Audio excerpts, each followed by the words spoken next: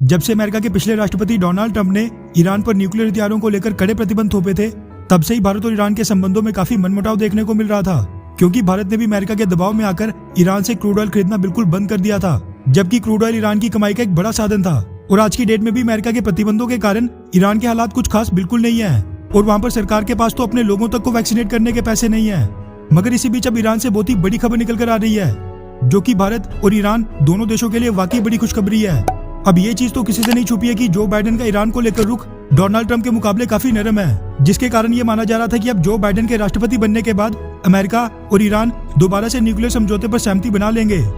अब ये चीज पूरी तरह सच साबित होते दिखाई दे रही है,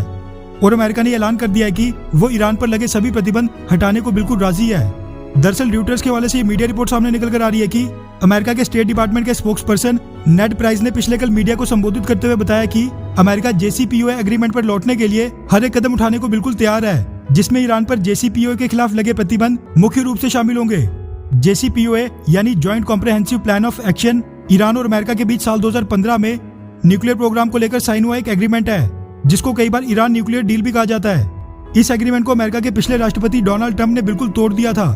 लेकिन अब जो बाइडेन वापस से इसी एग्रीमेंट पर लौटने के लिए बिल्कुल राजी हो गए हैं, जिसके बाद उन्होंने अब ईरान पर लगे सभी प्रतिबंधों को हटाने का ऑफर भी दे दिया है। अब वैसे अमेरिका ने ऐलान नहीं किया है कि वो कौन सी डेट को कौन कौन से प्रतिबंध ईरान के ऊपर से हटा देगा, लेकिन ये चीज बिल्कुल क्लियर है कि ऐसा बहुत ही जल्द होने वाला है। अमेरिका की तरफ से ये स्टेटमेंट ईरान के साथ ऑस्ट्रिया की राजधानी वियना में 2 दिन की इनडायरेक्ट टॉक्स के बाद आई है। नेड प्राइस ने मीडिया को संबोधित करते हुए इस बात की तरफ इशारा भी किया कि अमेरिका की तरफ से प्रतिबंधों को हटाने का प्रोसेस स्टेप बाय स्टेप होगा, और ये इस बात पर निर्भर करता है कि दोनों पार्टी 2015 की न्यूक्लियर डील पर वापस लौटने के लिए कितनी जल्दी कौन कौन से कदम उठाते हैं। इस मीटिंग में अमेरिका ने ईरान को अपने 20% एनरिच यूरेनियम प्रोग्राम को सस्पेंड करने के बदले $1 बिलियन के एसेट्स रिलीज करने का ऑफर भी दिया था। ईरान के सभी फॉरेन एसेट्स साल 2018 में डोनाल्ड ट्रंप के कार्यकाल में फ्रीज कर दिए गए थे, मगर ईरान ने अमेरिका के इस ऑफर को बिल्कुल ठुकरा दिया और कहा कि न्यूक्लियर डील को साल 2018 में डोनाल्ड ट्रंप ने वायलेट किया था, इसलिए अमेरिका एक एक करके नहीं बल्कि एक साथ ईरान पर लगे सभी प्रतिबंधों को हटा दे और साथ में उसके सभी फॉरेन एसेट्स को भी रिलीज कर दे।